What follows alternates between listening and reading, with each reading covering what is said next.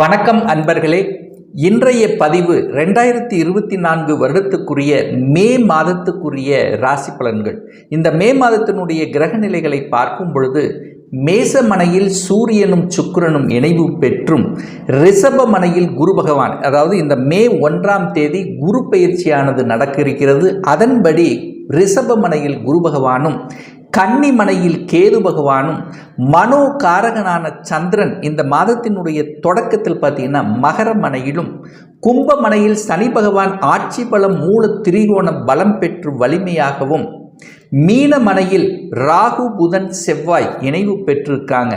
So இந்த மாதத்தினுடைய கிரக பயிற்சியை பார்க்கும் பொழுது புதன் பகவான், அதாவது இந்த மே மாதம் 10ஆம் தேதி புதன் பகவான் மீனமனையிலிருந்து மேசமனைக்கும், சூரிய பகவான் மே மாதம் 14ஆம் தேதி மேசமனையிலிருந்து ரிஷபமனைக்கும், மே மாதம் 19ஆம் தேதி சுக்கிர பகவான் மேசமனையிலிருந்து ரிஷபமனைக்கு பயிற்சியாகிறார்கள். ஸோ இந்த கிரக அமைப்புகளை வைத்துக்கொண்டு இந்த மாதத்தில் என்ன மாதிரியான பலன்கள், சாதகம் என்ன பாதகம் என்ன, எதை செய்யலாம் எதை செய்யக்கூடாது, என்ன மாதிரியான தெய்வ வழிபாடு உகந்தது என்பதை பற்றித்தான் இந்த பதிவில் நம்ம டீட்டெயிலாக பார்க்க போகிறோம். அதற்கு முன்னால் நம்முடைய சேனலை ஃபர்ஸ்ட் டைம் நீங்கள் பார்ப்பவர்கள் என்றால் மறக்காம சப்ஸ்கிரைப் பண்ணிக்கிங்க. விருச்சிக ராசி அன்பர்களுக்கு இந்த மே மாதம் எப்படி இருக்குன்னு பார்க்கும் பொழுது, இதுவரை சனி பகவான் உங்கள் ராசியை பார்த்து ஏதாவது ஒரு ரூபத்தில் உங்களுக்கு தொல்லைகளை கொடுத்து கொண்டிருந்திருப்பார். அதாவது ஒரு மந்தத்தன்மை, ஒரு டல்னஸாக இருக்கக்கூடிய தன்மை, ஒரு பிடிவாத தன்மை, எதையும் செய்ய முடியாமல் ஏதாவது ஒரு குறை இருக்கக்கூடிய தன்மை, தலைவலி, அதாவது உடல் நலத்திலும் ஏதாவது ஒரு தொந்தரவு இருக்க மாதிரியான ஒரு ஃபீலிங்கை கொடுத்து கொண்டிருக்கும். ஆனால் இந்த மே 1ஆம் தேதியிலிருந்து குருவினுடைய பார்வை உங்கள் ராசி மீது பதுகின்ற காரணத்தால் அனைத்திலும் புனிதமாகிறது, கடவுளினுடைய அனுகிரகம் இருக்கிறது. அதே சமயத்தில் மே 19க்கு அப்புறம் சுக்கிரனும், சுபகிரகம் என்று சொல்லக்கூடிய சுக்கிரனும் உங்கள் ராசியை பார்க்கிறார். அதே சமயத்தில் சூரியனும் உங்கள் ராசியை பார்க்கிறார். தன்னம்பிக்கை அதிகமாகும். அப்போ சூரியனுங்கிறது தன்னம்பிக்கை ஒரு கிரகம் அல்லவா? அப்போ நிச்சயமாக தன்னம்பிக்கை, இதுவரைக்கு இருந்து வந்த தடைகள் தொட்டது துளங்கக்கூடிய ஒரு அற்புத மாதமாக உங்களுக்கு அமைகிறது அப்படிங்கிறத ஸ்ட்ராங்காக சொல்லலாம். அப்போ இதுவரைக்கு என்னென்ன தடைகள் கொடுத்து கொண்டிருந்ததோ, மனம் நன்றாக இல்லை, மனக்குழப்பமாக இருந்த சூழ்நிலைகள் அத்தனையும் மாறப்போகிறீர்கள். புத்துணர்ச்சி கொடுக்கக்கூடிய ஒரு நல்ல மாதமாக தென்படுகிறது இந்த விருச்சிக ராசி அன்பர்களுக்கு. தனம் சார்ந்த விஷயங்கள் எப்படி இருக்கும்னு பார்க்கும் பொழுது, அந்த தன காரகனான அந்த குரு பகவான் சுக்கிரனுடைய வீட்டில் போய் உட்கார்ந்துருக்கிறதுனால நிச்சயமாக ஏதாவது ஒரு ரூபத்தில் கையிருப்பு பணம் என்பது ஏதாவது ரூபத்தில் உங்களுக்கு வந்து கொண்டே இருக்கும். பொருளாதாரம் ஏற்ற சார்ந்த விஷயங்கள், குடும்பம் சார்ந்த விஷயத்தில் இருந்து வந்த பிரச்சனைகள் எல்லாம் அகலக்கூடிய தன்மை. 3ஆம் இடம் என்கின்றது முயற்சி ஸ்தானம் அல்லவா, தைரிய வீரியத்தை கொடுக்கக்கூடிய இடம் அல்லவா, அந்த இடத்தை குரு பகவானுடைய பார்வை பதிகின்ற காரணத்தால மனம் நன்றாக இருக்கக்கூடிய தன்மை, அதாவது பிரயாணங்கள் மூலமாக அனுகூலங்கள், ஆதாயம் கிடைக்கக்கூடிய தன்மை, உங்கள் சகோதர சகோதரிகள் மூலமாக நல்லதொரு நிகழ்வுகள், அதாவது அவர்கள் மூலமாக உங்களுக்கும், உங்கள் மூலமாக அவங்களுக்கும் நல்லது நடக்கக்கூடிய ஒரு அற்புத மாதமாக உங்களுக்கு அமைகிறது. வியாபாரத்தின் மூலமாக அனுகூலங்கள், மேன்மைகள் தரக்கூடிய தன்மை. ரியல் எஸ்டேட் சார்ந்த துறையில் இருக்கக்கூடிய விருச்சிக ராசி என்பவர்களுக்கு இந்த மாதம் கூடுதல் தன லாபம் கிடைக்கக்கூடிய வாய்ப்புகள். 4ஆம் அதிபதி 4ஆம் இடத்திலேயே ஆட்சி பலம் பெற்று வலிமையாக இருக்கின்ற காரணத்தால நிச்சயமாக சுகம் சார்ந்த விஷயங்கள், சுகத்தை பெருக்கிக் கொள்ளக்கூடிய தன்மைகள், சின்ன சின்ன தடைகள் கொடுத்தாலும் இந்த மாத இறுதியில் அதில் பெருக்கிக் கொள்ளக்கூடிய தன்மை. என்ன, ஒரு வீடு வாங்கக்கூடிய யோகம் இருக்கான்னு கேட்டிங்கன்னா நிச்சயமாக இருக்கிறது. என வீட்டுக்கு காரகன் என்று சொல்லக்கூடிய சுக்கிர பகவான் ஆட்சி பலம் பெற்று வலிமையாக 7ஆம் இடத்தில் அமர்ந்து கொண்டு குருவோடு சேர்ந்து கொண்டு உங்கள் ராசியை பார்க்குறார் அல்லவா? அப்போ நிச்சயமாக ரொம்ப நாளாக உங்கள் மனதில் இருந்து வந்த ஆசைகள், இந்த மாதிரி ஒரு வீடு வாங்கணும், ஒரு அப்பார்ட்மெண்ட் வீடு வாங்கணும், அல்லது ஒரு கட்டின வீடு வாங்கணும், ஸோ இந்த மாதிரி எந்த என்ன ஆசைகளோடு இருந்தீர்களோ அது நிறைவேறக்கூடிய ஒரு நல்ல மாதமாக உங்களுக்கு அமைகிறது. 5ஆம் அதிபதி என்று சொல்லக்கூடிய அந்த குரு பகவான் தனக்கு 3ஆம் இடத்தில் இருக்கிறதுனால காதல் சார்ந்த விஷயத்தில் இருப்பவர்களுக்கு நன்மைகள் தரக்கூடிய ஒரு நல்ல மாதமாகவும், குழந்தைகளினுடைய நலன் சார்ந்த விஷயத்தில் திருப்திகரமாகவும், குழந்தை என்ன படிக்கணும் என்று ஆசைப்படுகிறார்களோ அந்த ஆசைகளை நிறைவேற்றி கொள்ளக்கூடிய ஒரு நல்ல மாதமாக அமைகிறது.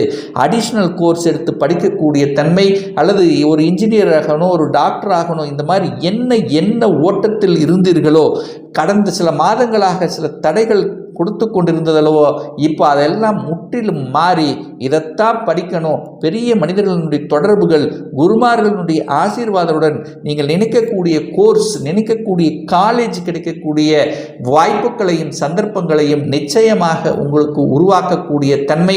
6க்குரியவன் தனக்கு 12 இருக்கார்லவா, அப்போ கடன் குறைக்கக்கூடிய, ஏன்னா 6க்குரியவனுங்கிறது கடனை கொடுக்கக்கூடியவர், அவர் தனக்கு 12 போய் மறைஞ்சிருக்கிறதுனால கடன் இல்லாத தன்மை, கடனை குறைக்கக்கூடிய தன்மைகள், இந்த மாதம் எதிரிகள் இல்லாத தன்மை, எதிரிகள் நண்பராக கூடிய வாய்ப்புகளும் சந்தர்ப்பங்களும் சிறப்பாக இருக்கிறது. 10க்குரியவன் 6ஆம் இடத்தில் இருக்கிறதுனால அரசாங்க தொடர்புகளை உருவாக்கும். அரசு எக்ஸாம் எழுதணும் என்கின்ற, அரசு வேலைக்குத்தான் போகணும் என்கின்ற என்ன உறுதிப்பாடுங்கிறது உங்கள் மனதில் எழக்கூடிய தன்மை, அதில் சக்சஸ் ஆகக்கூடிய வாய்ப்புகளும் சந்தர்ப்பங்களும் சிறப்பாக இருக்கிறது. இதுவரைக்கு குரு பகவான் 6ஆம் இடத்திலிருந்து நிறைய திருமண தடைகளை கொடுத்து கொண்டிருந்தது, குரு பலன் இல்லாமல் இருந்தது. இந்த மே 1ஆம் தேதியிலிருந்து உங்களுக்கு குரு பலன் இருக்கிறது. அப்போ திருமணம் சார்ந்த சுப காரியங்கள் நடக்கும். அந்த குரு பகவான் 7ஆம் இடத்தில் வந்து அமர்ந்து கொண்டு உங்கள் ராசியை பார்க்குறார்லவா, இதுவரைக்கும் நினைத்த மாதிரி ஒரு வரன் அமையல, என்னுடைய ஸ்டேட்டஸ் தகுந்த மாதிரி வரன் அமையல, இந்த மாதிரி சில தடைகளை கொடுத்து கொண்டிருந்த விஷயங்கள் எல்லாம் இப்போ அது மாறப்போகிறது. நினைத்தவாறு திருமணங்கள் நடக்கக்கூடிய அந்த பாக்கியம் உங்களுக்கு கிடைக்கப் போகிறது. இந்த மாதத்திலும் சுக்கிரன் கலத்திர காரகன் என்று சொல்லக்கூடிய சுக்கிரனும் ஆட்சி பலம் பெற்று வலிமையாக இருக்கிறதுனால இன்னாருக்கு இவர் என்று அறிமுகப்படுத்தக்கூடிய நிகழ்வுகளும், கடந்த சில மாதங்களாகவே நீங்கள் எத்தனையோ வரன் பார்த்து தடை கொடுத்து அதுக்கு பதில் கொடுக்காமல் இருந்தவர்கள் எல்லாம் இப்போ உங்களுக்கு ஒரு நல்ல பதிலை கொடுக்கக்கூடிய ஒரு நல்ல மாதமாக அமைகிறது. காதலில் இருப்பவர்களுக்கு காதல், திருமணம் செய்யக்கூடிய தன்மை, திருமண முறிவு அடைந்து 2ஆம் திருமணம் செய்யணும் என்கின்ற எண்ணங்கள் ஒரு சிலருக்கு உதயமாக கூடிய ஒரு நல்ல மாதமாக உங்களுக்கு அமைய இருக்கிறது அப்படிங்கிறத உறுதியாக சொல்லலாம். 8க்குரியவன் அட்டமாதிபதி வலி வேதனை என்று சொல்லக்கூடிய அந்த 8க்குரியவனான அந்த புதன் பகவான் இந்த மே 10ஆம் தேதி 6ஆம் இடத்தில் வந்து அமர்கின்ற காரணத்தால் வம்பு வழக்கு சம்பந்தப்பட்ட எந்த ஒரு விஷயத்துக்குள்ளேயும் போகாமல் இருப்பது தான் உங்களுக்கு சிறப்பு அப்படிங்கிறதையும் ஞாபகத்தில் வைத்துக் கொள்ளுங்கள். பாக்கிய அதிபதி என்று சொல்லக்கூடிய சந்திரன் இந்த மாத தொடக்கத்திலேயே பார்த்தீங்கன்னா 3ஆம் இடமான முயற்சி ஸ்தானத்தில் வந்து குருவின் பார்வையோடு பெற்றிருப்பது ஒரு நல்ல பாக்கியத்தை தரக்கூடிய அமைப்பு. என்ன பாக்கியம்? குழந்தை பாக்கியம் இல்லாதவர்களுக்கு குழந்தை பாக்கியம் கிடைக்கக்கூடிய அந்த அத்தனை அம்சங்களும் இந்த மாதம் சிறப்பாக இருக்கு. ஒரு நல்ல செய்தியை கொடுக்கக்கூடிய தன்மை, தகப்பனர் மூலமாக அனுகூலங்கள், ஆதாயம் பெறக்கூடிய தன்மை, தொழில் சார்ந்த விஷயத்தில், வேலை சார்ந்த விஷயத்தில் இதுவரைக்கும் ஒரு நல்ல வேலை கிடைக்கல, அப்ளை பண்ணிட்டு இருக்கிற 2 மாதமாக ஒரு நல்ல வேலை கிடைக்கலன்னு இந்த மாத இறுதியில் நிச்சயமாக ஒரு நல்ல வேலை கிடைக்கக்கூடிய வாய்ப்புகள் சந்தர்ப்பங்கள் உருவாக்கும். ஏன்னா இந்த குரு, அதாவது இந்த சூரிய பகவான் பார்த்தீங்கன்னா இந்த மே 14ஆம் தேதி என்று குருவோட சேர்ந்து சிவராஜ யோகத்தில் இருக்கக்கூடிய அற்புத காலகட்டமாக அமைந்து அது உங்கள் ராசியை பார்க்குதல்லவா. அப்போ நெடு நாட்களாக நினைத்த வேலை இல்லாதவர்கள், அல்லது ஒரு இடமாற்றத்துக்கு இந்த இடத்துக்கு தான் போகணும் என்று நினைத்தவர்கள், அல்லது இதுவரைக்கும் எனக்கு ஒரு ப்ரமோஷன் வந்திருக்கணும் ஆனால் வரவே மாட்டேங்குது, ஏதாவது இடைஞ்சலாகவே இருந்தவர்களுக்கெல்லாம் திடீர் என்று உங்களுக்கு கிடைக்கக்கூடிய வாய்ப்புகளையும் சந்தர்ப்பங்களையும் உருவாக்கும். தொழிலில் மேன்மை, தொழிலை விரிவுபடுத்தக்கூடிய தன்மை, நன்றாக, அதாவது நல்ல புத்திசாலித்தனம் மிக்க அந்த பணியாளர்கள் உங்களுக்கு கிடைக்கக்கூடிய வாய்ப்புகள், சந்தர்ப்பங்கள் இதெல்லாமே உங்களுக்கு சிறப்பாக இருக்குது. 11ஆம் இடத்தை குரு பார்க்கறது ரொம்ப ரொம்ப சிறப்பை ஏற்படுத்தும். தனக்காரகன் லாபஸ்தானத்தை பார்க்கிறார்.